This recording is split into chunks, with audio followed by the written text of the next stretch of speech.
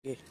So ayan mga idol, meron na tayong 30 minutes na paghihintay at dito natin susukatin kung gaano nga ba kainit dito sa Pinas.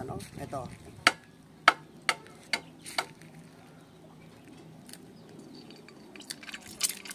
Ayan mga lodi, dahil sa sobrang init, ayan, nakakaluto nga tayo ng itlog dito sa labas. Ang daming kumakalat ngayon na viral na sa sobrang init dito sa Pilipinas ay nagpipirito sila ng itlog dito sa labas ng kanilang mga bahay. So subukan natin ngayon mga lodi kung gaano kainit dito ngayon sa Pinas. Ayan. So kailangan natin ng palayok, mantika at syempre para hindi masunog yung upuan natin, lagyan natin ng tiles. Ayan. So ayan mga lodi iiwan natin ito dito sa labas ng mga 30 minutes. Tapos balikan natin kung talagang umiinit nga ba siya at pwedeng magprito ng kahit ano dito. So iwan muna natin siya ng 30 minutes. Diyan lang kayo.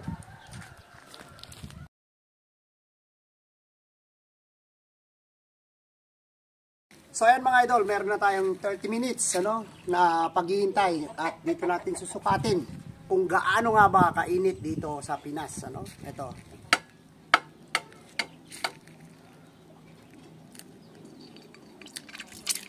Ayan mga lodi, dahil sa sobrang init, ayan, nakakaluto nga tayo ng itlog dito sa labas. Ito, dalaway na natin.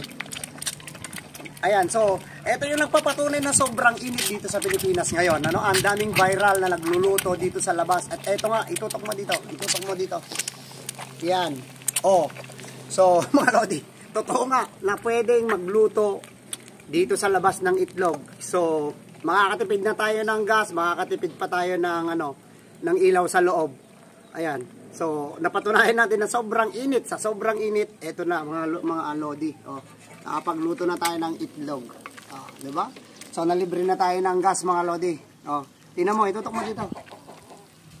Oh, di ba? So, kapag hindi pa kayo, tingnan mo ako. Kapag hindi pa kayo naka-follow at nakapag-subscribe kay Papa Eko Adventure, follow for more video like this.